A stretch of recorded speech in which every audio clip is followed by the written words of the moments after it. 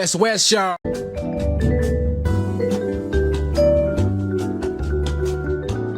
Alright guys, welcome back to another episode of Empty Out the Clip. I'm your host for today, Kita. I've got Leti and Cams with me today. We're coming live from Leti's Barbers. How are your guys' week been? Hey man, this is good to be on the show online. We haven't been online for Empty Out the Clip in a while, but due to unforeseen circumstances, we had to jump online for this episode. But it's all good, eh? How's your week been, Miss? I got heaps of money to travel the world. It's been good. Where'd you just come back from? Australia? Yeah, I just came back from Melbourne like yesterday morning. Oh, Straight to work, eh? Yeah. how was the weather there? Was it hot or cold? Because it was pretty cold around here. It's pretty cold. It's way colder than New Zealand, I reckon. Oh, true. Yeah. The air over there is just it's different. Do we have any shout outs? Yeah, man, I got some shout outs. Got some shout outs to all the WesWes Network listeners out there that are listening in to Empty Out the Clip podcast and all the other podcasts on the WesWes Network. Just a reminder for everybody to jump on the WesWes Network Facebook page and also jump on the Empty Out the Clip Facebook group page. It's a private page, so you got to answer the 3 questions and then security will let you in. And this is your opportunity to chuck in your 10 cents on the posts, on the comments, and we'll discuss it on the podcast. My shout outs, man. Same old. Gonna plug the bro, Sammy. Shout out to Sammy for hooking us up with the apparel that we were in this evening. This is one of 2 prints that I have of his. But yeah, I'm loving the corned beef and cassava, eh? So this offer was inspired from one of our guests we had on the back of the Watch 5, Mickey Lahi. And Sam's just one of those guys. He hears the idea, he'll run with it. So shout out to that dude. Another shout out to our Usiash. He came in for a cut. He's not feeling too well, but he has started his first day at Henderson Intermediate, the greatest intermediate in this world. He came in for a cut. We had a bit of a yarn. He actually said that he's going to start training Nikita soon. Nikita wants to hit the ground, wants to play 7s this summer. So I think, like I said, man, the timing and the alignment, because he was talking about how he done his 100 episodes when he was doing his pods. He fell off, got into a slump, and he jumped on Empty Out the Club and feels like he's been revived again. So, so shout out to that dude. Hope you Did he give you any hints? Tomorrow. Did he give you any hints of starting up his Zealous State of Mind podcast again? I think it might come, man. It might come, man, because I feel like, man, it's like one of those things, man. I think you leave it parked on the shelf too long, it might, get a bit stale. But no, I think you will. I think you will, right? Because I told him that I wanted to start podcasting out of here. Yeah. And he said, oh, yeah, man. And then next minute he got off the chair. He goes, oh, is Nikita here? I was like, oh, yeah. She should be at home. Yes. And my last shout outs to all the kids going back to school tomorrow. Man, I know it's been tough, man, because I think my house woke up, it was like 1:15. Oh, yeah. So I don't know how that works, and school starts tomorrow. So good luck to all the kids getting up early tomorrow, chasing the education. But yeah, that's my shout outs. What about you, Kita? You got any shout outs? No shout outs. Oh, sad. I got one more shout out. I just want to shout out to it's Tilly Kobe 0712 from a guy that put up a comment on our Empty Out the Clip YouTube episode we did last week, episode 100. So he's just giving us some love. He's a guy from South Auckland, born and bred. He's now residing in Tauranga. He's just showing us some love, and I'll just make a shout out to him. Oh, nice. Shout outs. Thanks for the support, man. So we want to talk about the All Blacks this week? Yeah, man. I just want to say that I put up a post before the All Blacks game. All Blacks game was on Saturday night, 7 p.m. I pulled up a post that morning, and what I said was the All Blacks will lose tonight. Oh, yeah, and Mickey second that, eh? But 12 and under margin. And it was 12 plus, because the only reason why I said that, because, the All Blacks, probably not even not the All Blacks, because the players did not impress me that much during the Super Rugby season, and I thought that, because we haven't seen South Africa play, because they've left Super Rugby, and they're playing over there at the top 14, and their team last weekend, they demolished the Wallabies. And it was funny because that wasn't even their main team. It was like their B their team. B team. A lot of guys were out that game. And in fact, a lot of guys were already in New Zealand that time. They were playing over there against Australia because they were preparing for the game against the All Blacks. Yeah, I mean, I'll be honest, we've been talking about the prices of everything going up around here, and I was thinking to myself, man, why do I want to support the All Blacks, man? I think it's a waste of taxpayers' money. However, for the boys that are playing, I had to admire the fact that that they were going to play a stronger team this game. Just seeing Richie come into his own. I think even seeing like the old folks like Aaron Smith. But I did feel after watching the highlights, because I actually thought they might go, look, cut the sky off. So I didn't bother trying to watch it live. So I was waiting for the replay on Prime. And then when she came in, she fucked it over to watch the Australia game. And I was like, oh, is that live? I said, surely that's not a live game. But I think the likes of Will Jordan, he's like pretty much cemented himself. I reckon if there's going to be a World Cup where one guy's going to sort of like leapfrog some of the old names in the past that we're used to seeing, he's going to be the one to watch. And the forwards, I felt, oh man, I mean, if that's South Africa's B team, the ABs need a front up front a bit more. So I felt when and I didn't really watch the highlights. I felt when Nippo came on, I think Nippo's past his time, to be honest. I don't think he's gonna have an impact like a bench prop should come on and do. And it showed in the Super Rugby when he came on, or even when he started, it was like, are those the AB's front row? Because you can't tell which side they're playing on. Like, when you see that those sort of guys come on and they're the seasoned front rows. I think overall, I think underwhelmed. Like, if the game was gonna be a blowout and that's South Africa's B team, I don't think we're showing any World Cup form apart from, I mean, we're good at breaking play, but the set piece didn't look as strong as what it should have been. Like, considering that you got a chunk of guys that have played together all season, played finals footies, even if you say top 4, that doesn't reflect the a landslide win that we should have been seeing, even if it wasn't on their home field, even though they played at Mount Smart. So I don't know. What do you think, Ghost? Like, do you agree with me? Like, it's the we should be expecting bigger scores, or are we just that typical Kiwi that we expect more from them? I think it's the first game anyway. First game against a high quality side, especially a side if you compare South Africa to Argentina. It's the first up big name side.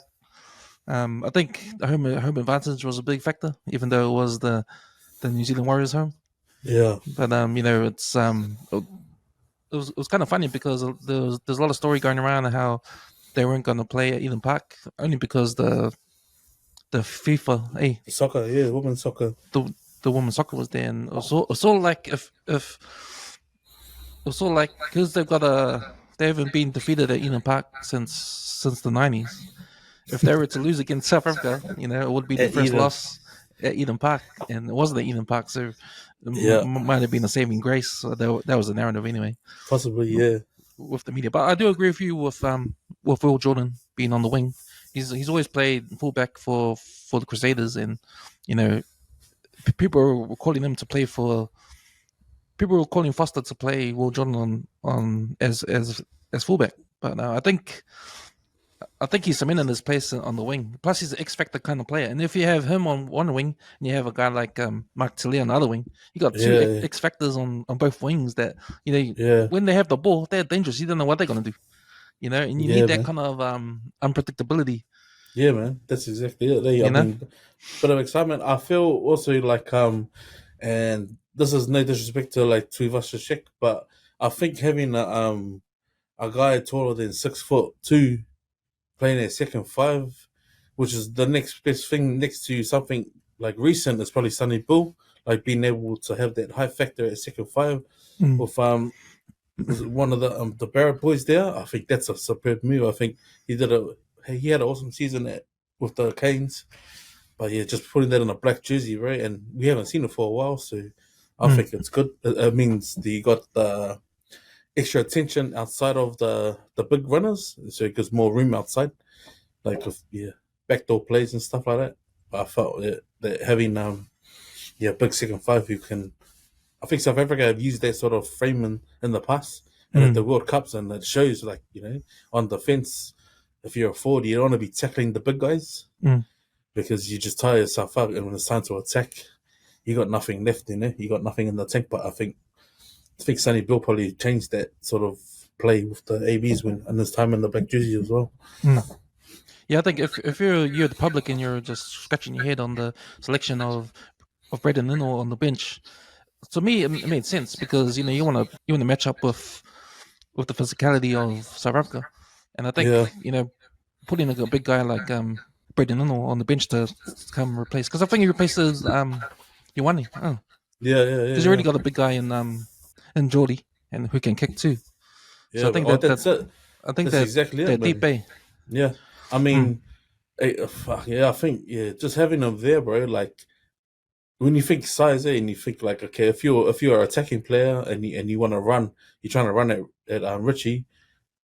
You're a good chance that if I can get past him, but if you got a big guy like Geordie, like sort of like hovering over him, you're probably not gonna run at that space, So you'll probably just try and keep it nice and tight. But I mean, because of the size of him, bro, he's huge, and I think I've always believed that when the ABs are big like that in the midfield, man, you need to look at when Sonny Bill was playing, like how often our wingers were scoring tries, and Ben Smith's a reflection of that sort of play in the past, I think. You know what, man? I've never been I haven't been a All Black supporter for a long time. I think take it back to 2010, I think, or before that, or 2009, 2008. With the fact Tesler started, mate, I was like, okay, I'll watch this game. I think we just need a couple of our Blues players in there, eh? Sadly, but I felt when I saw he was starting, I was like, man, I'm annoyed that I had to watch the delayed coverage. Even though Sky wasn't, Sky Sport was on, but I thought it was disconnected. So. Oh, I was cheering for the South Africa team. What's his name? Cheslin Kobe. He scored that try. He dived. I was like, it was a good I was try, like cheering, man. I was cheering. Wanted the game to be close. And he probably thought he was in South Africa too in that corner. You can remember flashbacks of when the MMT played the Kiwi sort of thing, just playing, because that sort of jump, you didn't expect. Well, you wouldn't expect that in rugby, but for it to happen, it's just pretty cool, on a league ground. Yeah. You see the Warriors doing that stuff like week to week. It happens in the NRL week to week, but in the international match is pretty cool. I didn't see the Wallabies Argentina game after that, but I heard it was a close game in the end. The Wallabies just lost, but that's two losses in a row for Eddie Jones and his men. And I put up another post on Facebook saying that, hey, if they've really kept this job, I don't know, will it be 2-0? 2 from 2, yeah. 2 from 2. Oh man, because that's a weird move, to fire your coach and replace him like before the World Cup. Right before the World Cup, man. It's not even a year before the World Cup. Yeah, like that's sad, man. I think they really brought something different to the Wallabies too, and I think there's glimpse of like past respected players. Like I think Quade Cooper was saying it.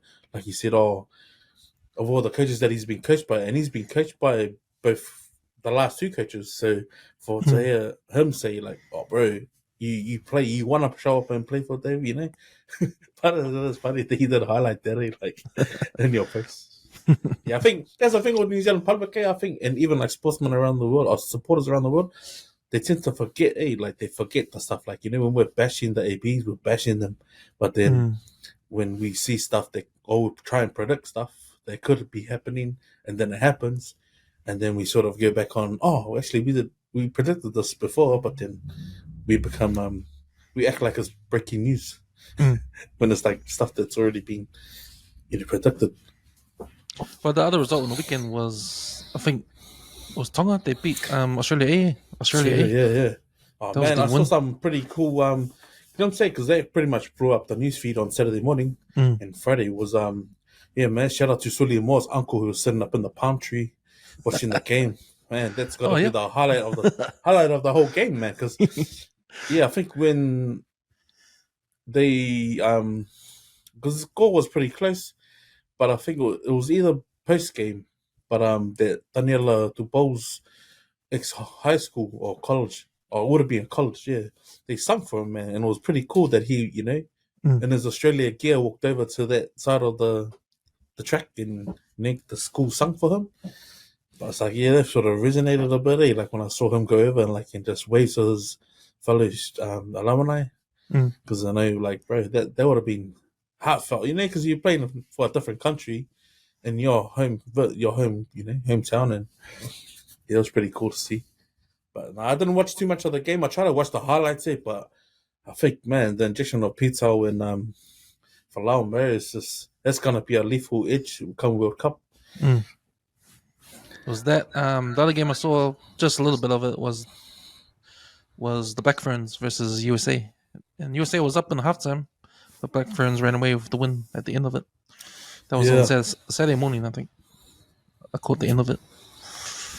But yeah, man, it's good to see international rugby back on, because that Super Rugby was boring, man. Straight up, have you been watching any rugby, kiddo? No. None. Yeah, I was a bit confused, because I was like, that can't, like when I saw the Australia Argentina game, I was like, that can't be right, because the Australia A was just in Tonga. Like, how is that live? And he was trying to tell me, I think if it's got live at the bottom or in the corner of the screen, that's live. But then it wasn't until this morning I went on YouTube and then I saw the highlights. That's when I saw it, and I was like, That it was live. Yeah, that it was actually live yesterday. Yeah. So, bloody Sky, man. Well, it must be my eyes, eh? Just need some glasses, man. Should we go to the first article? Yeah. Yep. So, I just gave it a quick read, but the article's called France shooting. Who was Nahel M shot by police in Nanterre? Yeah. There's an article that's shared by Ty, one of the followers from Thanks, Melbourne. Rizal. Yeah. And it was freaky, because he sent this to me last week. And because I said to him, I think, Galafai, he's actually there on an OE with his kids. So his wife's Italian. They were there for 3 nights, and that had just happened. So he was like a Meuli kid. So this Kameki's been like, he's from the slums, like they say, the poorest part of, I'm not too sure if it's France or maybe England. But this kid got picked up into like a rugby academy, and they've invested in this kid. So you can imagine if you're picked up as a 6-year-old, taken to like a boarding school, and then developed into a rugby player. So this kid died at the age of 17 at point blank from a cop. The cop shot him while he was sitting in his mum's car. So he didn't have a license or anything, but he must have been on the way to training. He's been pulled over from the cops. And from the Uso's explanation, because obviously the streets would have been talking, at the moment, or at the time he sent the article, which was last week on Friday, the streets were already doing the riots. So there was a lot of riots going on in France, and this has just been amplified by the fact that it's known that the police in France are real racist. So this poor kid got shot, and he didn't get shot in the leg. He pretty much got shot and died. And then the only footage you see is of him by bystanders, because the cops obviously pulled this kid over in it looked like a Maserati, like a flash car. I think it was a Mercedes. Or Mercedes. Oh, Mercedes, the car's just driven off. And it looks like he hasn't stopped, sort of thing, or he's trying to take off from the cops. Yeah. The media that blows it up, though, is pretty much trying to get everyone's attention, but it's more on the fact that the cop's going to walk away with just a slap on the wrist. But the problem is bigger in that country than I think the media and everyone else let on to be, which is pretty guy, because I think, I sort of felt Ty's anxiety while that happened, because he said that just walking along the street, you'd see people just rioting, and life's still carrying on. Like, people are still doing their whakakau and sitting in cafes and sipping coffee and stuff. But the realism of how people are real mad at the cops, and so that kid obviously had a following on social media, and then the club has sort of said this is one of our own kids, they groomed him to be the next big thing. And it's pretty sad that sort of stuff's still happening in 2023, man. It seems hostile, or things are coming to a boil over there in France. Because then I heard on social media the cops is one of the It's like American cops, like Yeah. they're racist. There, a lot of them, But I mean, that's still happening though. Like I think Ty was saying that he was just, real.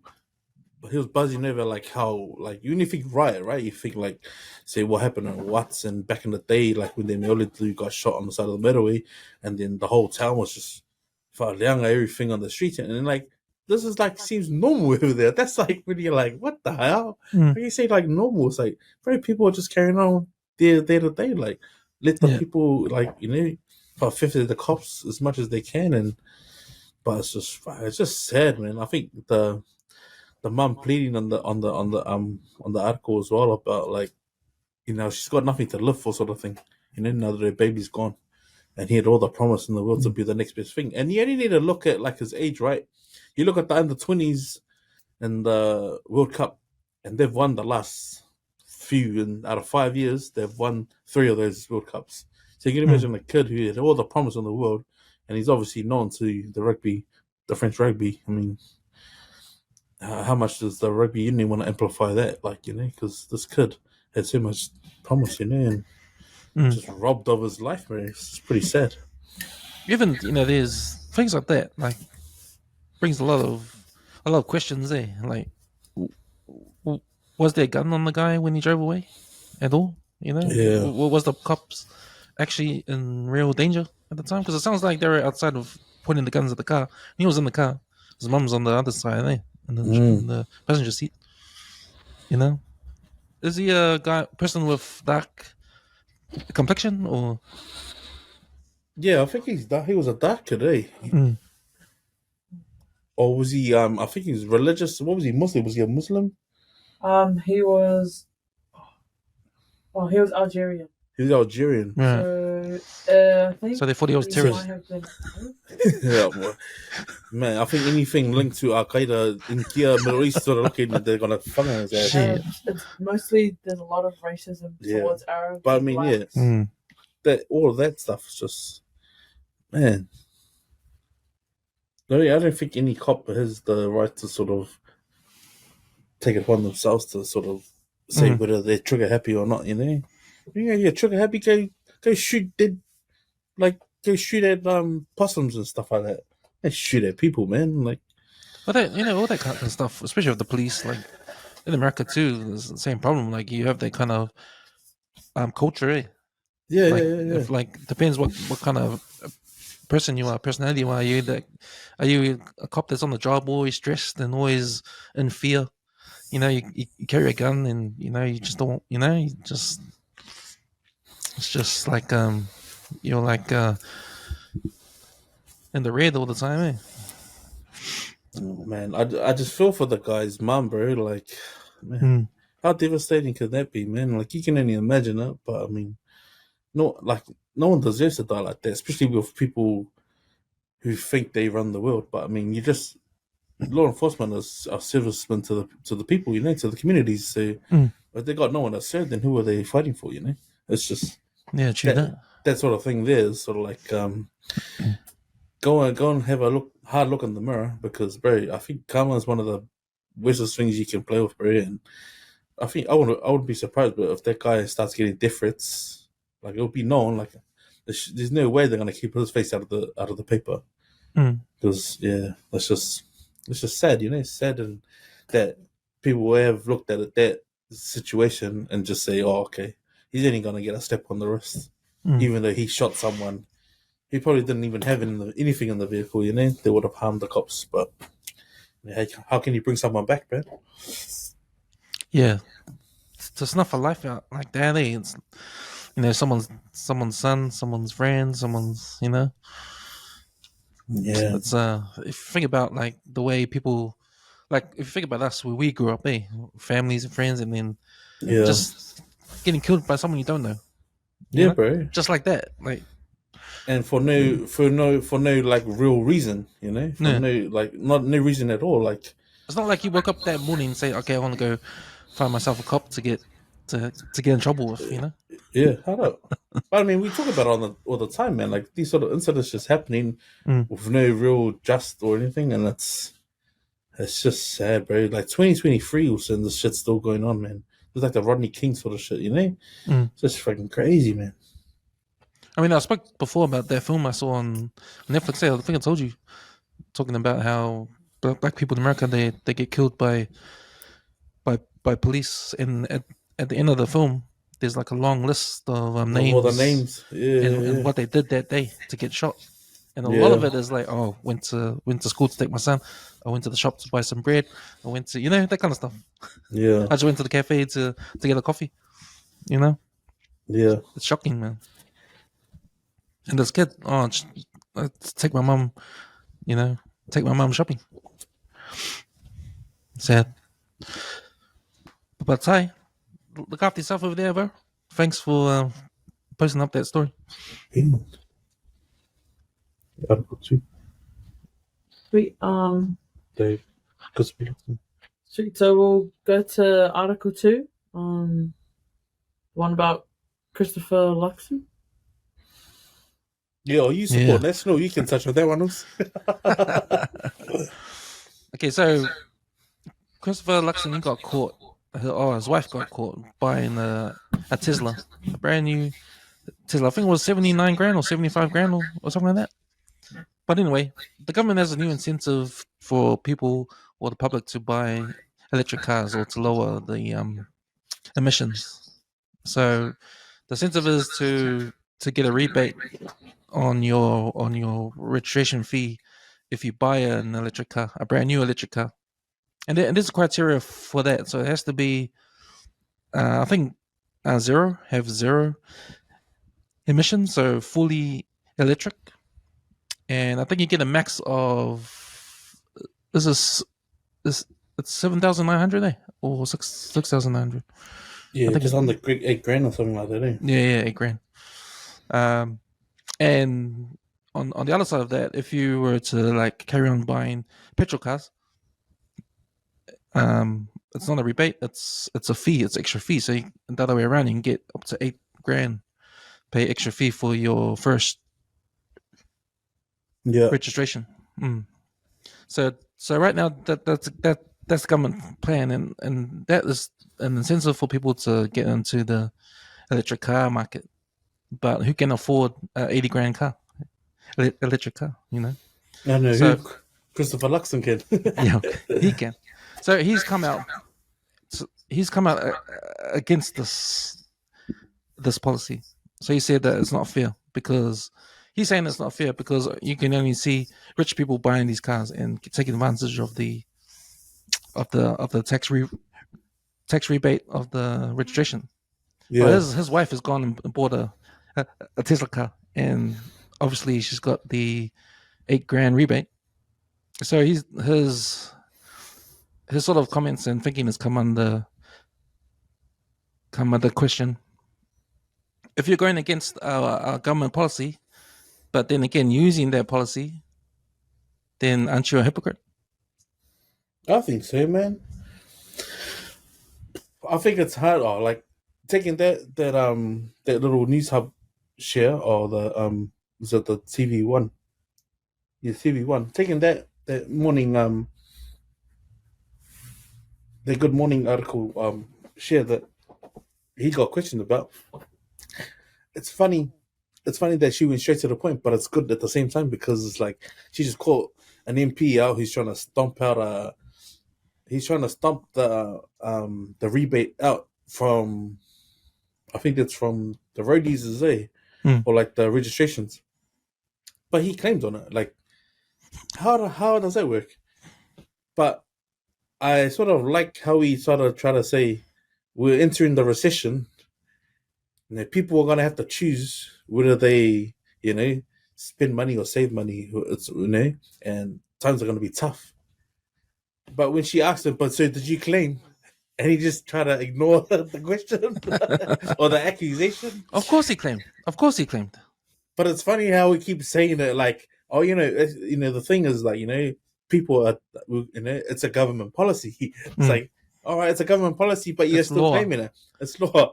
It's law. What he could have said, and like, And he probably didn't, and he probably wouldn't have suggested it. It was that actually, no, I'm gonna donate that to charity or feed the people who are hungry, you know. But he never tried to say anything, you know. It's like it's all right. My wife's it's my wife's car, actually, you know. It's none of my business. It's my wife. It's not. It's my wife. He's putting it on his wife. He's blaming his wife.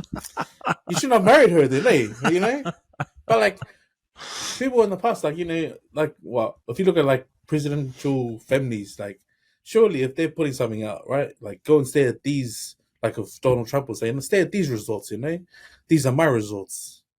You want to go see one of his daughters or his wife go stay at the competition, like at the Hilton or something like that. You know? That's an example, right? It's like, oh, stay at my hotels, and all my staff will get to stay at my hotels. But you get like a rebate. That's sort of like the same sort of thing, right? You'll get a discount. But if you go stay at the Hilton, you won't get a discount. So he's doing exactly what Donald Trump is doing, but I feel like this guy's just more shady, because he likes to throw the gangs under the bus. So I'd like to see maybe like, I don't know, Sonny Paito come and ask this dude, so what about your Tesla? So he's saying if we got electric bikes, we'll get the same discount, because it's not really clear. Even if you try and read up on it, it's sort of like a bit funny the way stuff's worded on what the clean emissions actually covers and who's covered. Because like I mentioned, I reached out to one of the dealerships down here in Kelston, and he was telling me how a lot of car importers have bought all of these cars into the country, but they're on a credit, and they were EVs. A lot of them were EVs, but because they gotta pay that credit back, and they're obviously gonna owe the banks. The guy he works for has bought all of these with his hard cash. Now he's got all these EVs sitting on his lots and in his warehouses, but people can't get the rebate because they're too older cars. So if you think about it, if you want the rebate, you're gonna have to go get like a Tesla or something real expensive that's new. It doesn't necessarily mean that, you know, if you get like a car from 2010, it's an EV or might be a hybrid, then you'll be entitled to that rebate. But he wants to stomp it out. So how shady is that? That seems so shady as fudge, man. Because this guy's got obviously he must have a Model S, surely. Because there's no way that you'll be trying to get that smaller discount, like the $3,000 discount. Bro, this guy will be trying to go full bank, man. Well, firstly, I just want to say that I've got a big example on what just happened. If Donald Trump, if you're a person that you didn't like Donald Trump, you say, "Man, I hate Donald Trump. He's a bastard." And Donald Trump came on TV and said, "All my hotels are half price," and you're the person, I'm going to stay at Donald Trump's because it's half price. Even though he's an asshole, I'm going to still stay at his hotel. Yeah. Exactly what's going on. Now, right. See, the point I get with why he dislikes this policy, I think he's right. He's right, because it's only the rich people going to take advantage of this. Because who can afford an $80,000 electric car? Who's going to afford that? But rich people. Like, you're not going to see us. If the government's incentive for everybody to get EVs, who can fucking afford that? You know, but Luxon is right in the point where only rich people can afford these $80,000 car, and only rich people are going to get that rebate. I think the whole point of them calling them out on that sort of shit is to see, like, that's the hypocrisy, but then that's hypocritical 101. Like, he literally just made his own bed, like, by doing and even answering the call, right? Like, in your mind, if you knew, like, all right, we've already said no to the EV emissions rebate and all that stuff, and then for her to just start off the bat when he just came on the screen, like, that's what makes her reporting, like, crack up, like the journalism that they've done, just to sort of show the light, like, hey, this guy could be the next prime minister, and he's doing this sort of shady stuff, like, you know. I think it's... Well, I like to see Luxon tell us the alternative. Yeah. Give us an alternative. If the incentive is for everybody to get EVs in the future to lower the emissions, then obviously the policy right now, government policy right now, isn't working, because you're only talking to the rich people. The rich people. Yeah. And then they're going to reward the rich people. It's just like not taxing the. It's like not taxing the wealthy. Yeah. You know, it's like that. Yeah. So, especially if they save you money and they're getting a rebate of so much money. That's like, so I want to know what the incentive is. Give us an incentive to buy EV. You know, the obvious incentive is we don't have to use gas. Well, you're going to put up the price for gas every single year, like you put up the price for cigarettes. You know, so we're forced to buy EV, but still, it'd be like saving up to buy halfway towards putting a deposit for a house. Yeah. But let's be straight, man. Like times are tough, right? Like I don't think people realize like the amount of pressure. Like, and I spoke about this with one of my close boys, man. Like we spoke about it last week. Like, bro, to be a male right now, goes with family, this is the toughest time. Like, and there's no comparison to how we were raised as well. And I'm not saying that the journey that our parents did coming all the way here to a foreign land was tough. No, it was tough then too. But what I'm trying to say is financially and with all the mental health going around now, to be a male paying land rates, petrol, education, and putting Certainly. food on the table with the inflation and with the price of ice creams changing in the space of a week, bro, it is real tough to be a man right now trying to say, hey, look at your kids and say, you know what, we're all right. But there's a whole lot of shit, man. There's nothing that supports like kids like Keita, right? She's not entitled to jack shit and she's at open uni, right? Stuff like that. Even like the discounts on fuel, like it wasn't even a buffer, man, to be fair. Like what we're paying, 230 something. To even pay like an extra 40 cents was probably, you're not getting maybe an extra liter for a full tank of gas. But over time, man, when this starts going up and like this guy is trying to crack down on like say what on one little small rebate, the long term, man, if they see the country going to like what 2040 electrics only, I mean diesels already taking the brunt of it, and that's what's that?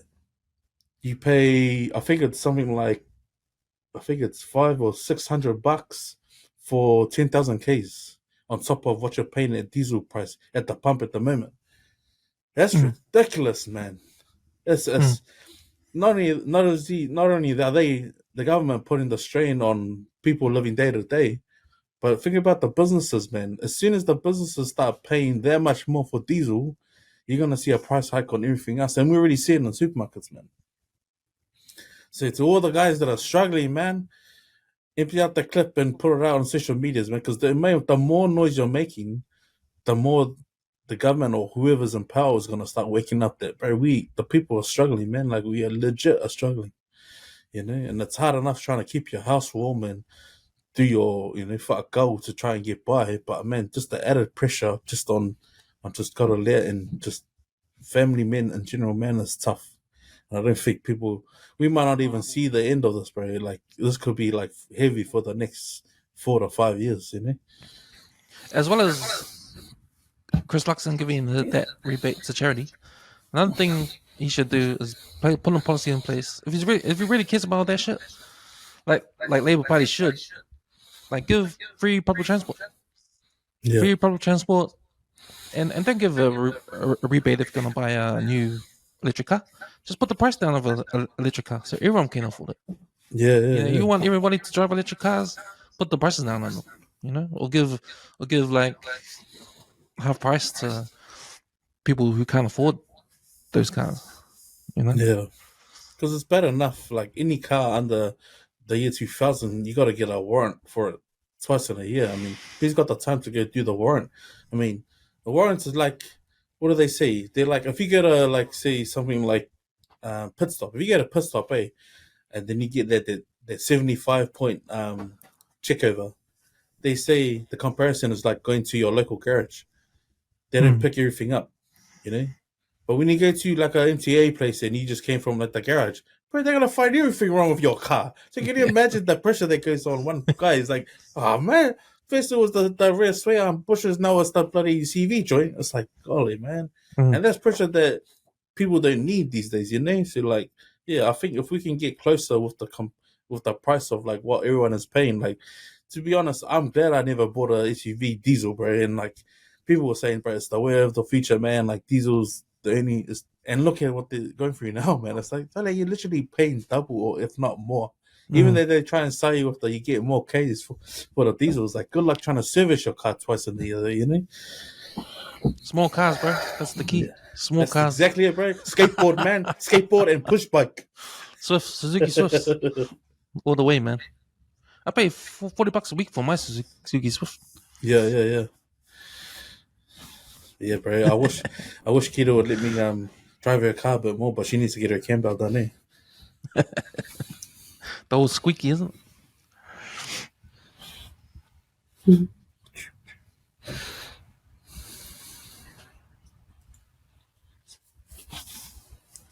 Yeah, that one. Yeah, I reckon. Everyone. What thing? Fia Poko. No, that's what I know. Yeah, Sweet. on social media's there. Okay. Yep. So, is there anything you've been watching recently? Any shows? Anything on social media, YouTube, any platforms? Yeah, man. You know what? I found a gym Is this the just is yesterday. Is this to replace your poker face fix? Nah. It's funny because I'll tell you what. I was just scrolling. You know how you scroll through Netflix or Prime or whatever your streaming services on your TV because you don't know what to watch, right? And you're just scrolling through, just figuring out what to watch. And I was looking for a TV series, right? I was scrolling through, but then for some reason you go down a bar and it's a bunch of movies, right? I was Yeah. scrolling through. This is on Amazon Prime, and I went on the bar. Went on to Rocky 4, and I've seen this movie like how many times, right? Rocky 4, can you refresh? That's the one with Ivan Drago, Is that the Palang guy? the Russian, Dolph Lundgren. Oh, that's when he gets to Russia and he grows his beard and he's doing Kolengi and the Snufio, right? Yeah. That one? Is that one? Heart on fire. That song, eh? That's when Yeah. Apollo Creed dies. Oh, yeah, in the ring, eh? Yeah, Apollo Creed dies. But anyway, I've seen this movie how many times, but then I haven't seen it for a while, so I wanted to watch it again. So I watched it, right? Same things, man. Same things when I watched it before, like the montage, the whole. It's a good story, man. I really loved it. I Yeah. really like Rocky 4. I think Rocky 4 is the best out of all his films. But see, I finished straight away after I finished watching that. I put on Creed 2. And the reason why I put on Creed 2 is because on Creed 2 is when they're older. It makes more sense, eh? Yeah. The connection, Like it's a continuation on Drago's story, right? Yeah. So if you watch Creed 2, it's Ivan Drago when he's older. He's got a son, and the son is the one that's gonna fight Adonis. Yeah. Yeah. But the whole if you watch those two movies, one after the other, and I put this on my Facebook page. If right now, if you put on Rocky 4 and when it's finished, put on Creed 2 straight away and watch these two movies, one after the other, man, you would feel this experience of the story of Drago, man. It's different. It's different, man. It's different. It's not like you're watching Rock. It's not like you're gonna watch the Rocky movies 1 to 4 to 5 to 6, right? Yeah. If you watch Rocky 4 and then Creed 2, that's like a story in itself. It's pretty good.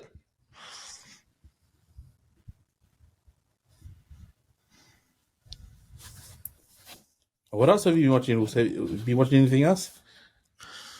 What have I been watching? Nah, that's it. How are you?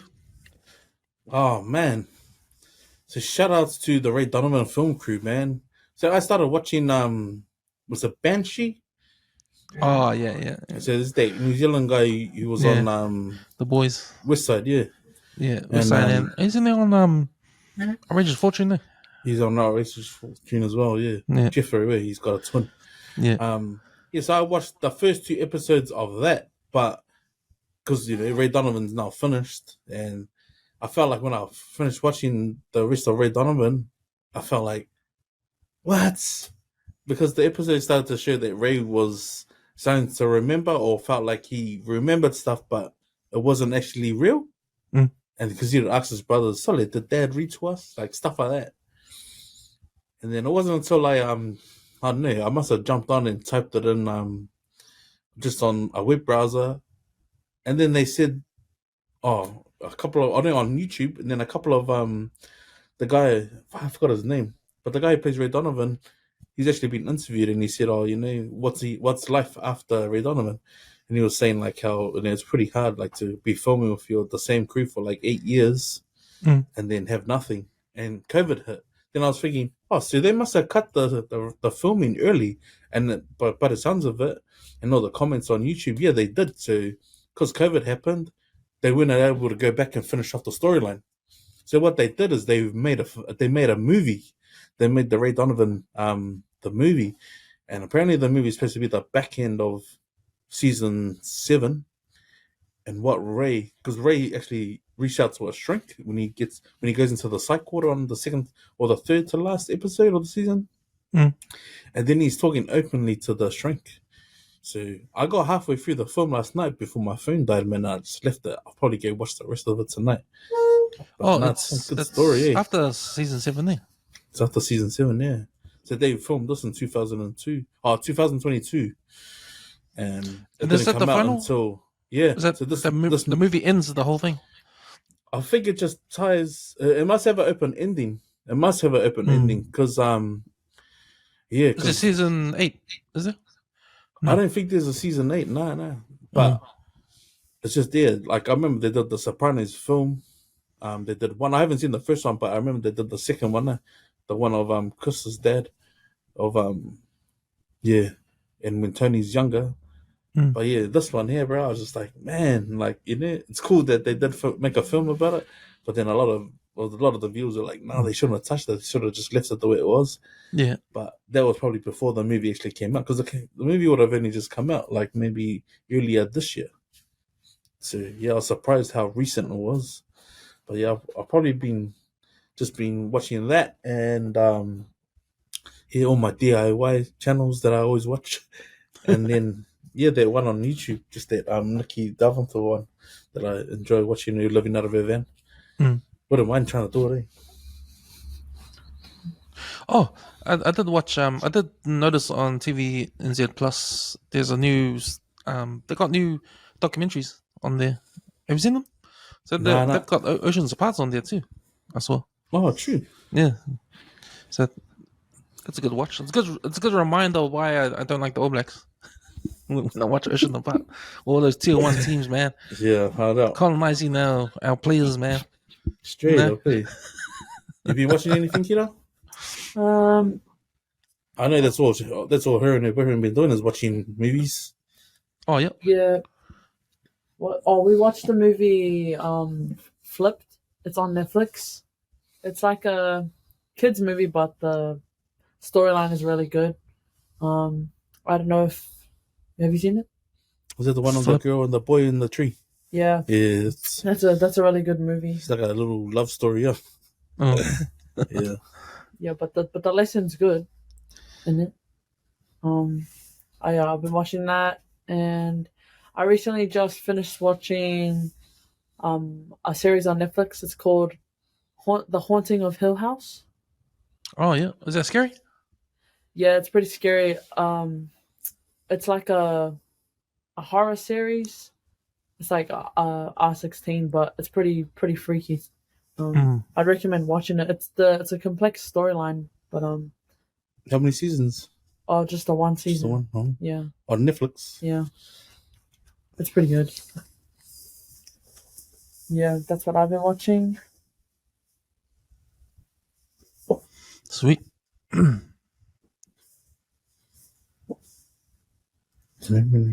Sweet. You want to move on to the memory lane part of the show? Yeah, Yes. man. I don't know what it is, man, but Facebook always seems to hit, like when it comes to like The memories, when it brings back your memories. yeah. Yeah, because I think this time 4 years ago, me and my family were going on a boat cruise to one of my bridesmaids, Fia Poko, in Fiji, in Dinner. So it came up on my news feed, and I was like, "Oh man, take me back onto the was it? Is it the Aria Pacific Cruises?" Probably.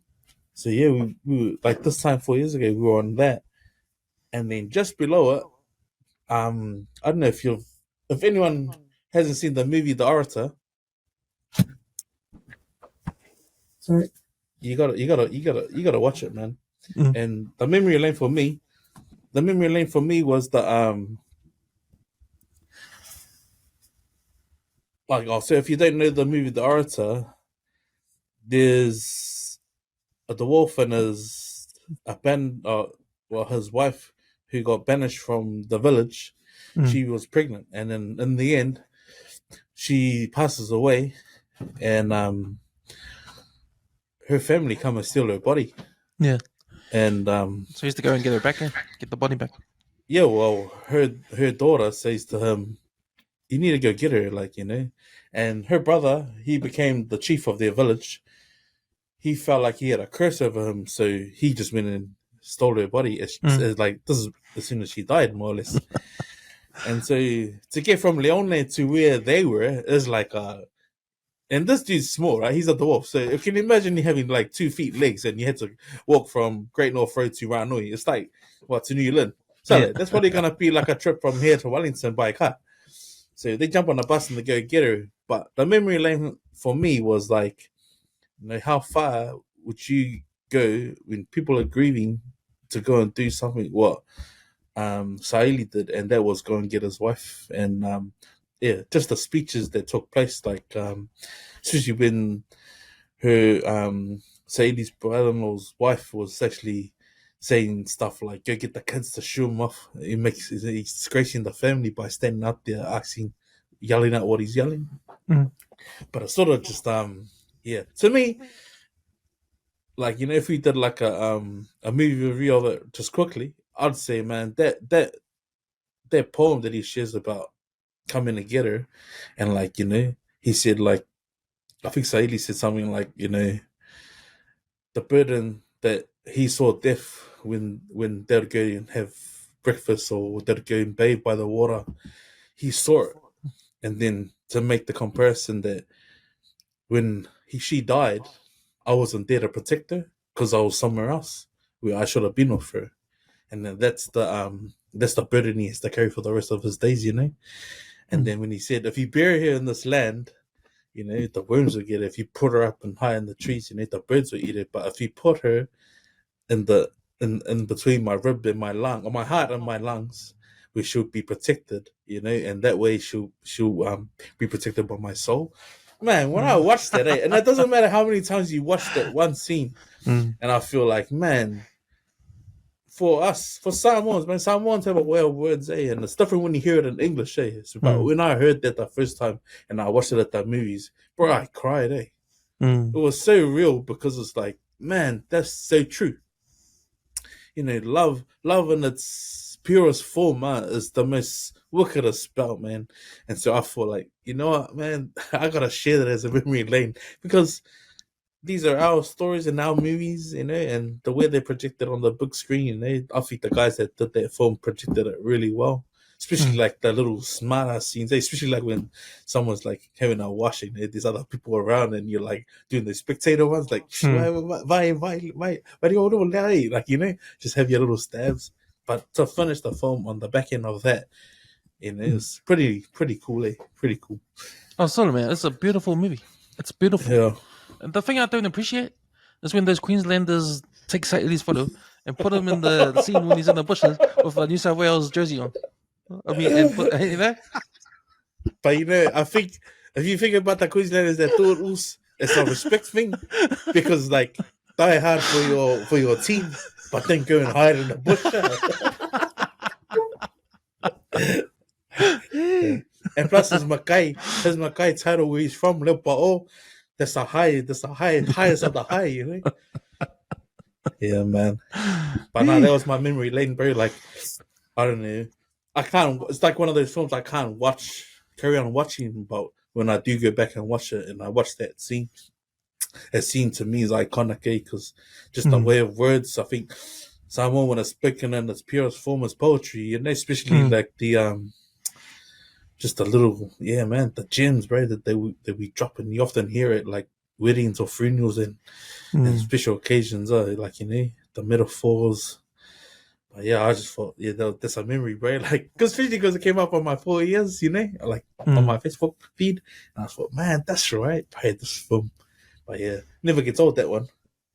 Yeah, no, I was serious about it being a beautiful movie because it does showcase part of our culture that that needs to be put out there for the world to see. Because there's a lot of beautiful things about Pacific Island culture, and that's one of them. And it's a Samoan thing too, huh?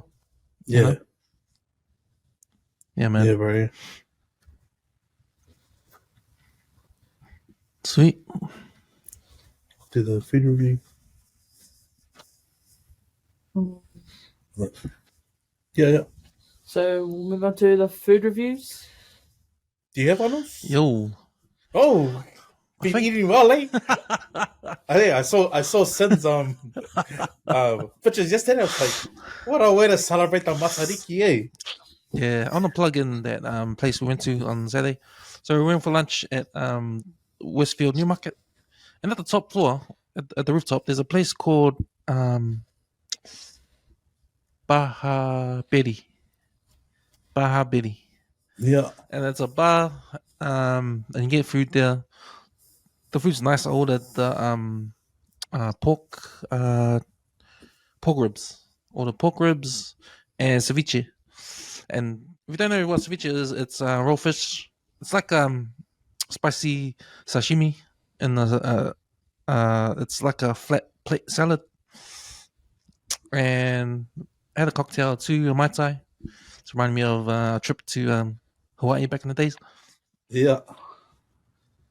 Yeah, man, and fried chicken. I think got the fried chicken and some risotto balls.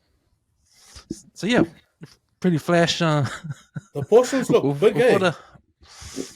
Yeah, well, yeah, it's the normal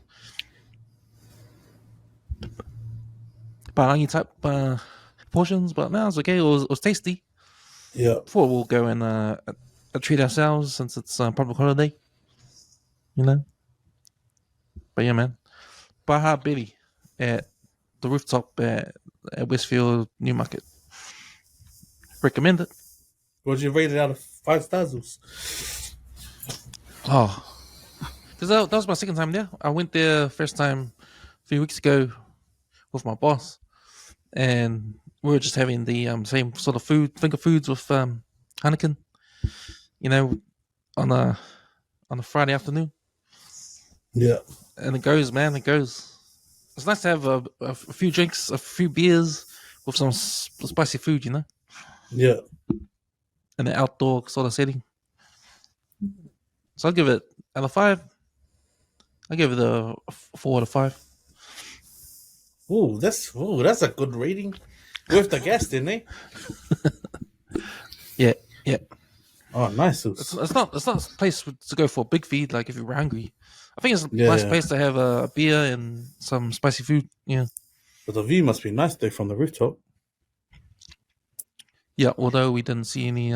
We were in the middle of the outdoor area, so Yeah. couldn't see over the thing. Mm. Oh, So yeah, man. what was your food review? So I have to say, and it's with a heavy heart that I announced this. So me and Avi would have always talked about the Target Bakehouse up in Teratu, right next door to the KFC. Mm. So everyone knows Everton Road. If you go up into their bakery and you go and buy their potato top pie, if you go there after 8 o'clock, there's none left because they're all gone, man. All the tradies usually go in there and just buy them up. I remember That's the one next to the KFC, yeah. Yeah. So one of the Usos came from Oz, and he goes, and it must have been like 9 o'clock. And he goes, oh man, I want to taste this bacon and egg and potato top pie. So we went up there with the bacon and egg, and like before we walked in, man, you could just see the shelf for the tray of potato tops. They were all gone. But the other week, so my wife, she bought me one, and I had it, and I was like, oh man, still good, eh? Still gold, man. And it wasn't until I come home the next day, because we were just on this bakery, like, buzz. She's like, because she's been doing chef work, she's like developed the appetite for the early morning. But she happened to stop and buy one from the bakehouse, Target Bakehouse, and one from here. I think you always hear me talk about the steak and cream cheese from Baker Boys. So Baker Boys have now put in their bid for the potato top pie. And you would have heard me talk about the Mangry Bakery punching well above its weight, price-wise and taste-wise. And I talked about that creamy potato not with that hard exterior, but the mince that goes well with that mix. Mm. So I just had a bite of the Te Bakehouse KFC pie, and then I had a whole pie from the Bakehouse Baker Boys in Te South, and I without even asking, I actually sent it to Big Daddy Fat Sexy, and I said, "You're welcome." But I'll be honest, man, they've now entered my top one spot, bro, for West Auckland Te potato top pies. Oh, the pie is bloody nice, eh? The creamy potato, but the mix of the mince, man, the mince is really nice, eh? And it just works really well. It's real soft as well, structure wise. But I'd give this like a 4.9 out of 5, bro, for pies. With the gas solid, I would run barefoot, get stones, bro. Yeah, that's how well that pie's punching at the moment, eh? What's the mince like? Is it like shepherd's pie kind of mince, like sort of? I think I don't know what the flavor is. I think Westside Bakehouse they got nice big pies, but the mince is bland. But after having one of those pies at Baker Boys, man, the mince just tastes like it's loved. If that makes sense. Yeah. But you know what love is, man. And I've always told them, because they've actually heard me. They've even asked me one time if I've ever plugged them on any of my socials. But I've always told everyone about the steak and cream cheese, but man, for this round of pies head to head, bro, the new champ in town has to be Baker Boys with their potato top, man. And this is the time to buy them, man. Like, I think my I don't give easy when it comes to like what pies are, what pies is hot, man. But right now, for the price, for anything under $6, you only need to look around the Te bakeries, man. Like, we're spoiled for choice, but front runner at the moment has to be Baker Boys, man. Because sorry, that pie, bro. I swear, if I've got like $15, I'll just go buy 3 of those pies, and I'm done. I'm done for the day. It's like, that's how good those pies are, even when you reheat them as well. Oh, true. Yeah, man. But yeah, bro. No surprises for me, because I think this is like 3 weeks old now. This news, it's just been, we've had so much to discuss and everything else. But I just had to plug that potato top, man. Oh, it's good, eh? Oh, you make me want to go try it, because when I go there, I always get the chicken pies. Because I think those are nice. I think those chicken pies at that place rival the ones over in Custom. Yeah. Because those Custom ones are nice, man. The chicken pies. Yeah, the creamy as. Well, I know Kira, her sister made a chicken pie the other day, and it was bloody good, eh? But I was like, imagine if you could put these into a nice pastry, Oh, game over, man. Game over. But I'll tell you what, though, we used to do the buying on the shopping on a budget. So the other day, I let the kids go and do a fat go, and I told them we got $50 to buy us something, and make sure we got something for lunch tomorrow. So I think it's been good for me at the moment to teach the kids, like, I'm here with you, but you guys decide. So we saw, I think it was good for them to see the price of ice cream, because like we went in on a Saturday and we were back in there on a Thursday. So that's less than a week. And ice cream went from $4.99 to $5.10. And then within the 7 days, it went up to almost $7. And I know it's like one of those, it's a luxury, to go if I go and get ice cream and stuff like that. But what I love is that my kids decided, oh, you know what, Dad, we'll get a whole chicken and we'll have bread rolls, chicken with coleslaw and cheese for dinner. And they managed to get some shaved ham and some buns. And they said, oh, we'll have this for lunch tomorrow. And I said, it was totally up to you. So I'm not fussing, And in that $50, they managed to get all of that, shaved ham and a tub of ice cream. But then they got a bag of mints. And man, mints at the moment, bro, like, I don't think people realize how expensive mints is, eh? Like, to get lean mints, you're looking at per kilo, it's usually like $10. $10 is good. But like I said a few weeks ago, I know, to Pack and Save to get like 1.4 kgs of like average mints. Shit, it was like $22, man. So we managed to get like a $13 pack of mints, and that lasted us a couple of days, 3 days. But yeah, I think people need to realize, man, you got to shop around, eh? You got to shop around and to make each, and like, I know if you have a look on TV One at the moment, there's that Eat Good for Less. It's a program that comes on TV, and it just helps people know, like, how much wastage that a lot of families are doing. And, the highest thing on that list is bread. People waste a lot of bread. Mm. It either goes stale or they just don't end up eating it. But yeah, that's one thing I've learned from watching that TV show is that, man, budget your money, man, because if you can get away buying bulk stuff and you're gonna use it within the month, maybe do it, because bro, at the moment, man, the price tags on everything, I know, bro. It might mean like just wash your hair today and then wash it again on Thursday, stuff like that, man. Because, bro, if you go to back and say, man, those are the things that go on guy, the shampoo, conditioner, deodorant, and all that stuff. But yeah, man, that's my little tips, man. Start watching some TV shows and just trying to budget your money just to help you get by, man. Because, bro, it's not gonna get the price of petrol and all of that's not gonna come down anytime soon. I see the Westgate Pack and Save is a bit cheaper than the other Pack and Saves because of Costco in the area. Yeah, bro. Costco's put the price of all those places down. Yeah, man. But then again, do you have the gas to drive all the way out there? But I mean, and do you have the gas to probably sit and wait while you're waiting for the petrol pump to fill up there as well? Yeah. But yes, my little tips. The Poko of the week. The Fia Poko of the week.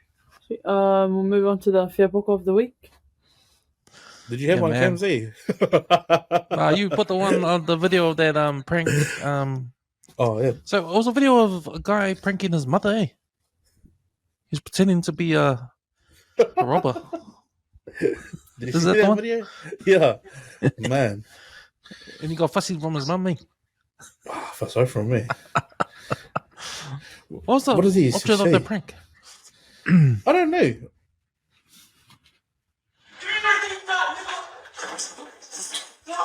Oh, damn. Oh damn.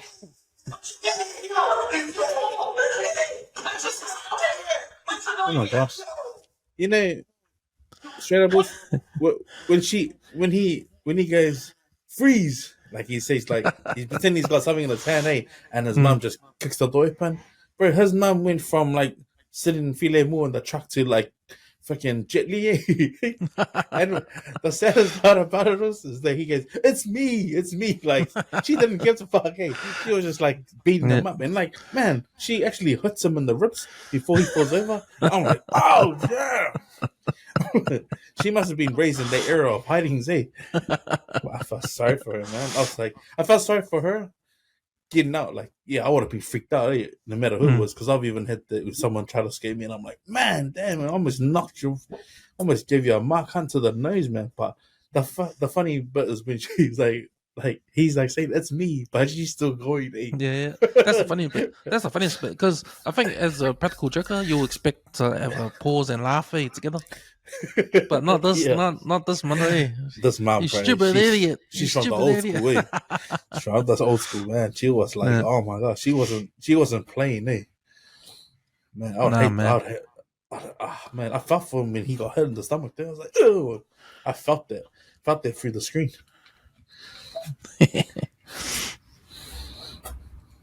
Yeah. For anyone that wants to do pranks on their parents, just make sure it's not violent. Oh no, just don't even do pranks, full stop. That's what happens. That's the moral of the story. Don't do pranks. Otherwise you end like with that guy.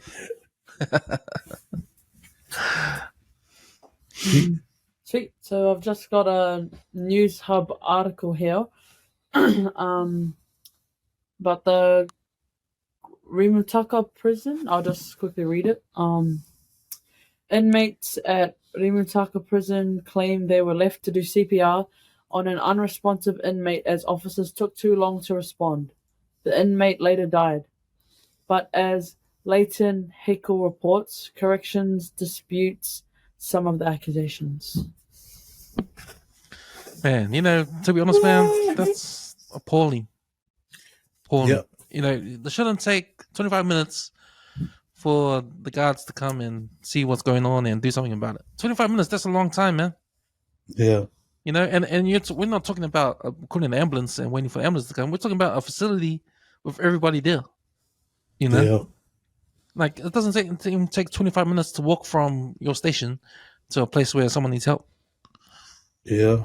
You know, I don't know if it's communication thing or people sleep on the job or what time of day it was, but man, nah, you can't do that, man.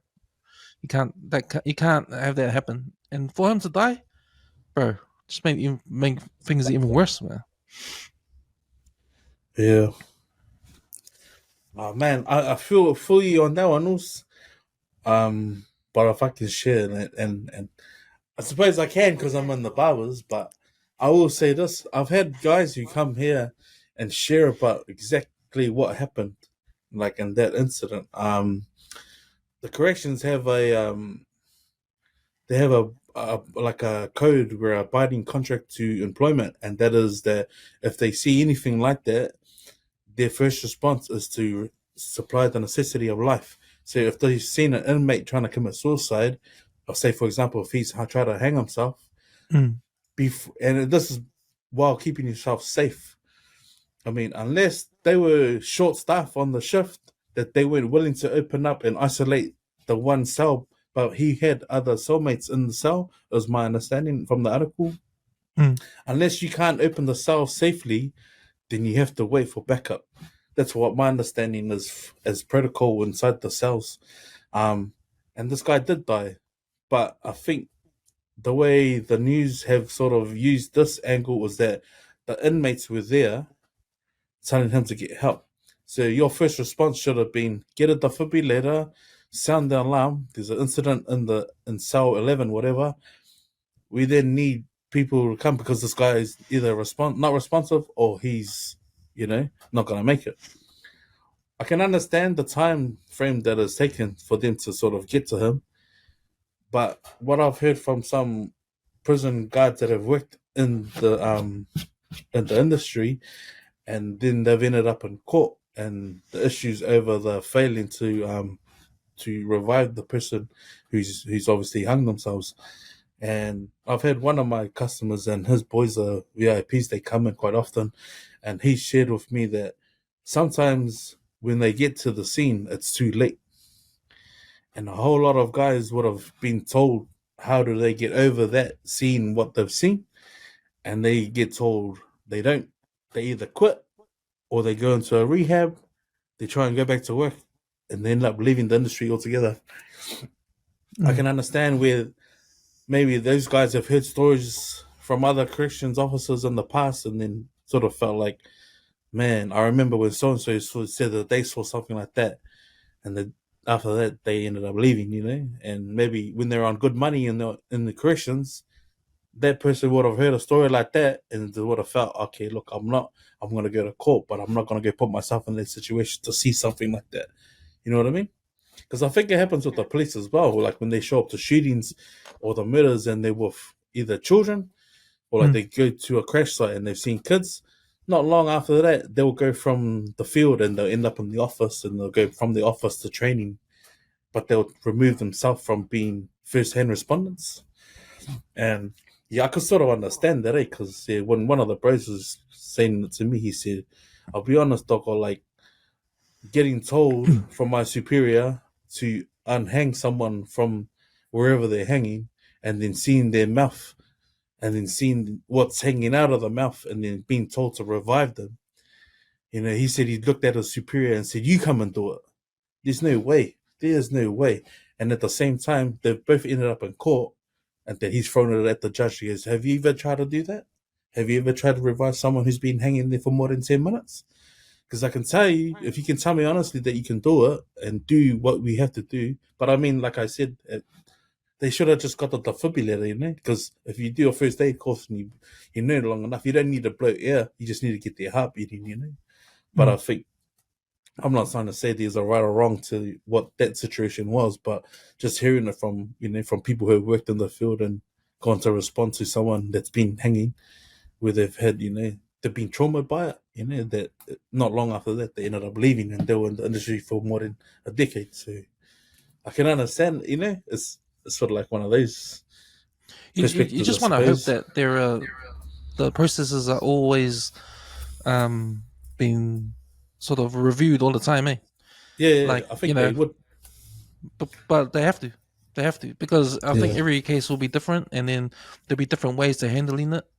Yeah, Like yeah. like I think what you just described is all these factors that come into it that that people need to know, Yeah, especially to do with the process, because because like you said, if you're too young for the job, you you probably can't handle those things that you could see, you yeah. know, and it's picking those guys out. They can handle all that kind of stuff, you know, Yeah. and it's not to say that you can handle it or not. It's just to say the way you can deal with it, you know. Yeah. Like for me, I wouldn't want to go and take some off a rope, you know, that kind of stuff. Yeah, yeah, Like yeah. I can't even I mean, imagine how that feels, you know. And yeah. you know, I mean, you we see had it in What's the Warriors as well. Like, when Grace is hanging yeah, from the tree, Jake, and that's his own daughter, the way he reacted, like, that's why that movie's good for it. Like, that's a real reaction, Not everyone has that, like, cape underneath their Mickey Alphas to go and do that stuff. mm. But I mean, and Charles touched on that too on his pod. Remember yeah. the stuff that he has to deal with, that he dealt with in Mm, the past, you know, and I think it's hard because no one in the public thinks about that stuff too well, because they don't yeah, have to yeah. deal with that stuff, But I you mean, know. that's why that article or that news story was pretty cool. But at the same time, because that's from an inmate, right? The inmate's now thinking, well, if that was me and that was the response, what the hell? Like, when do those guys get questioned about what they should be doing and how things should be done? But I mean, yeah, you're right. Like, those sort of processes should be reviewed every time there is a case like that, Mm. because when it goes before the court, they're obviously going to say, "Oh, did you follow the procedure?" And I can probably guarantee, like, yeah, those guys probably were following procedure. If you think about safety, safety Yeah, first yeah, for yeah, the yeah. for the corrections officers, Mm. they followed due process, and so there's no way that you can sort of pin it on them not being, their response time being as quick as what it was. And that's where the review has to come from. The Yeah, review has to come from the point of view of, okay, this person has died. They went through they went through the process exactly how it's in the book. The guy yeah, still died. So how can we? Why did this guy still die when we did everything by the book? Does the book need to yeah, change? You know. yeah. Mm. But I mean, those two inmates that were doing the CPR on him would have had a feel. They would have felt a certain way too. They would have been like, "Fuck, I mean, my bro was like just hanging there, and we were doing all the work, and the guy was just standing there, like, Mm. But they got to remember, like, as an inmate, you're just papole about your life and wanting to be free.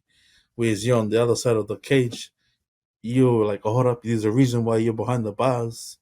Am I gonna risk putting my health first and my safety first? Because I want to go home to my wife and kids, Whereas the inmates were looking at, like, oh man, we are people too, And yeah, that's where it's sort of be like, any other setting, like out on the road, yeah, of course, man, you're gonna be like, man, get in there, do what you can, let's try and save this person. But in a prison, sadly, it's gonna be like, yeah, nah, hold up, man, safety Mm. first. Might get a shank to the back of the head, or your next minute going there. Ha, it's only joking, mate. Then, sorry, room suckers on fires. Yeah, just never know ones, eh? Mm. Sweet. I got a segment, Your song one, eh? the song one, yeah. So Yeah. I'm gonna throw in a song for us to talk about. This is a song called "Haliva" from Brotherhood Creed. And if you know that song, you probably same age as us, because I remember back in, I think it was intermediate, the song Form One. I was in Form One, Do you know the and this song? is probably the What beginning song of is it? my like hip hop Haliva. kind of R&B days. The beginning of it. Because when you're young, the songs you only listen to are your the songs your parents play at home. You know, until Yeah. you find your own sort of sound. And for me, So I remember my earliest sounds was MC Hammer. MC Hammer was the first kind of ones. Then I think it was hell of a getting into hip hop. My first getting into hip hop was this band, Brother Creed Hell of a. yeah. How about you? Oh man. Yeah, I don't feel like I'm gonna be 40 soon, but but nah, it's got a like the best is. I think like if I was DJing right now, and then because when I first heard the intro and like I was like, man, bro, do you know how many besties were sampled off this exact track? Hey, The beat, Zimmer, the That beat, beat, yeah, man, Yeah. because I could hear the grooving over the top. And I was like, man, does Petal Peton sing a cover make a song off this as well? But then, I tried to listen to the hell of it. Then I was trying to think, man, is it attached to a movie? I don't think so. Yeah, because But in my I head I think- was like wanting to watch something like a movie. Like, oh man, what movie is it? That's what I was trying Yeah. to figure out.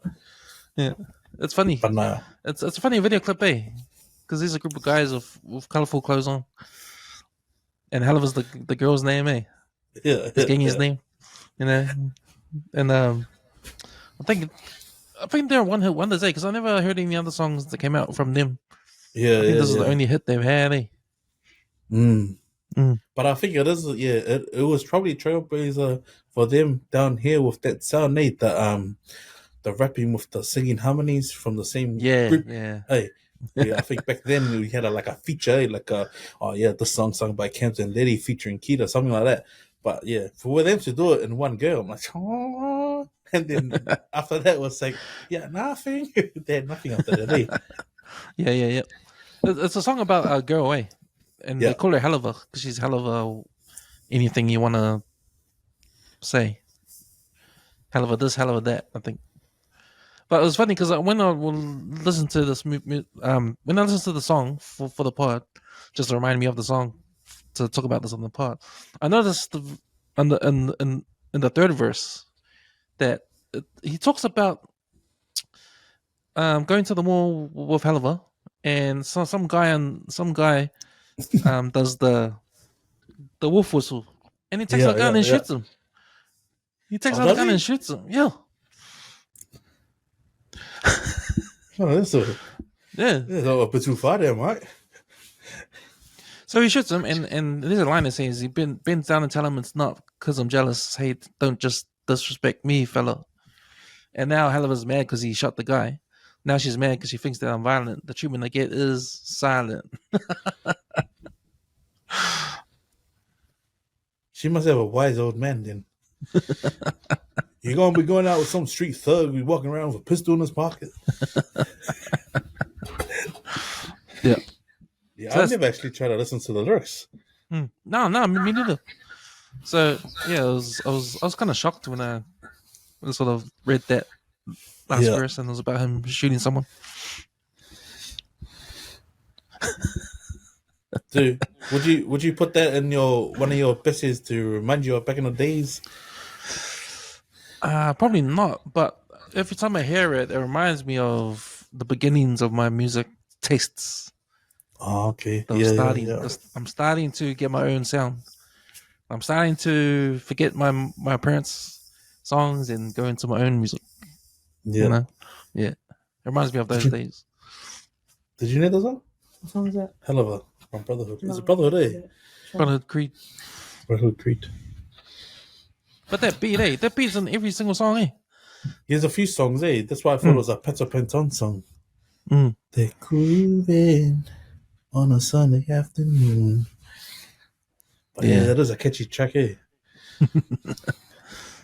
Yep, that's my song for this episode. Sweet.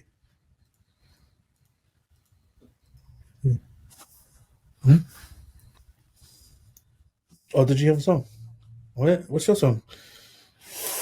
I've Oh. actually got a couple songs. Actually, Okay, Oh, here yep. we go. what is a slow jams No, it's just or just song of the week? okay. You can call it your song of the week. There you go. Oh, okay. Well, I've been listening to a lot of Madonna recently. Oh no, here we go. Yeah. Here we Old go. ones Yeah, or new yeah. ones? It's been on repeat. Driving, going through the airport, on the plane, everywhere. In the shower, I've been Before you listening tell us, to before you say what era, what Madonna era? what Madonna era would this be? Whoa, The early 80s, mate. The early Oh, 80s. Oh, Yeah. Or okay. like, the late 80s. So not that get into the groove. Or in the 80s. Oh yeah, the I 80s, live the in late the 90s. 80s. So yeah, mid 80s. And this, I've actually got 3. So nice to me. France. Okay. Yeah, my And what first one- vibes? Where you going? To the airport. Okay, here we go.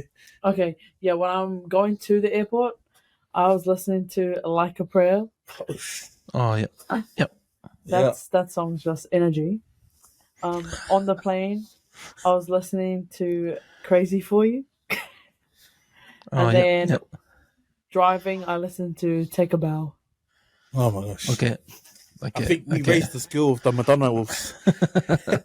Yeah. Okay, if I Love would those rank those songs for me, my 3 songs, top would be Take a Bow. Yeah. Yeah. Second would be Like a Prayer. And my third one would be that one, the last one. What was it again? Crazy for You.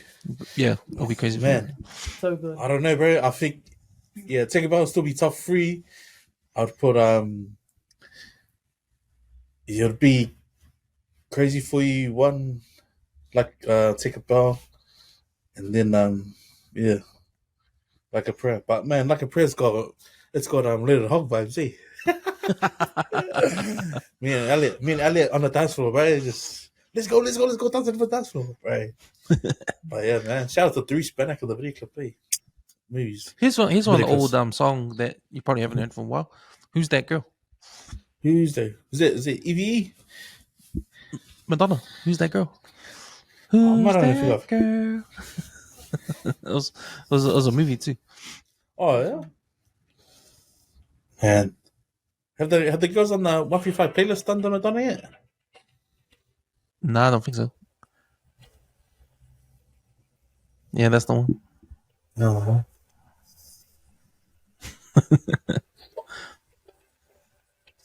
Yeah, I don't know why, but the kids have been watching Glee. Glee. Oh yeah. They've already watched it, but then they watched it again, and I was like, oh gosh. And then I asked them, can we watch the Madonna version, the edition? And I was like, I think there's only a few songs that I like on here, but the Glee, man, you gotta give them props for revitalizing all the old school music here, bring it back to life.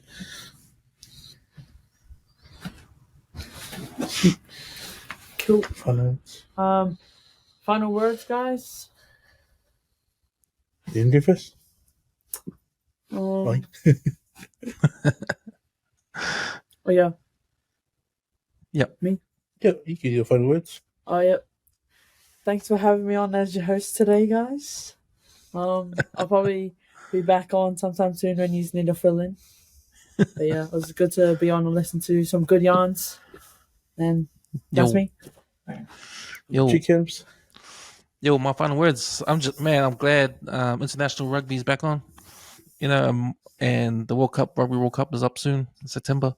Looking forward to see the Pacific Island teams take part and try and make it to the quarterfinals, man. I know it's going to be a tough, but man, I just hope we can pull some surprises, especially Samoa, especially Tonga, man, because we all know their team's stacked, man. Their team's stacked for the first time in years, and just hoping something will happen for Fiji, Samoa, and Tonga in the World Cup. So I'm looking forward to that. I'm really looking forward to that. And yeah, man, I'm just happy that like I said, international rugby's back on. See some quality rugby on TV again. Even though the All Blacks are playing. South Africa and Australia. Australia hasn't been doing too well. They've lost their first 2 games. But hopefully they can come back. But yeah, man. That's me. Nice. Man, shout out to I just want to use the opportunity to make a shout out to my cousin Hans Muller, aka I think he's graphic and design with special visuals. So he came in during the week and I said to him, hey, I've been thinking about buying a heat press and maybe a vinyl cutter. And I showed him the tee that you're wearing. Oops, and he goes, you know what? I'll be in touch, man, and I'll come and design you guys some stuff. So if you know me, man, I'm one of those guys. If you say something to me, I'ma hold you to your word. So I think so. I look forward to seeing what he drops off for us. But I'd also like to shout out to our bro Semiaki for man, cutting us out with some gear. He said he promised one for every month, but I said I'd plug, man. So yeah, like I said, man, there's corned beef and cassava tea that inspired by Mickey Lahi. And yeah, my last words, bro. So I've actually picked up my old phone because it's easier to download music on. And when I was going through it, I was actually thinking to myself, man, Matariki, bro, it's one year, Maori New Year that we don't celebrate, and I think us as Pacifica need to hold on to it. So losing my cousin last year and my auntie sort of felt like, man, you know, times are tough and like life couldn't be any tougher. So I went through my memories and I started to delete some stuff that I thought I need to let go. But I came across a quote and it was one about kids. So listen up. So as a dad, and this is something that I feel everyone needs to hear. So I never want my kids to mess up and think dad's gonna kill me. I want their first thought to be, I need to call my dad. So parenting with fear isn't parenting at all. So let's talk about it. So those are my final words, man. So anytime you think you're in a hard or between a rock and a hard place, man, don't even feel that you can't speak or talk. Because some people, man, you'll be surprised who's awake at that time of the day. Just pick up the phone and ring. I mean, it's sometimes it's easier said than done, but 90% of your problems can be just talked out, man. So yeah, that's my final words. You know what it is, man. It's your boy Let's, first time from Leti's Barbers. So yeah, it's good to have kids on. So that's me, man. Shakira. Sweet. Thank Let's you. get the park out of here. Sweet. Shadows.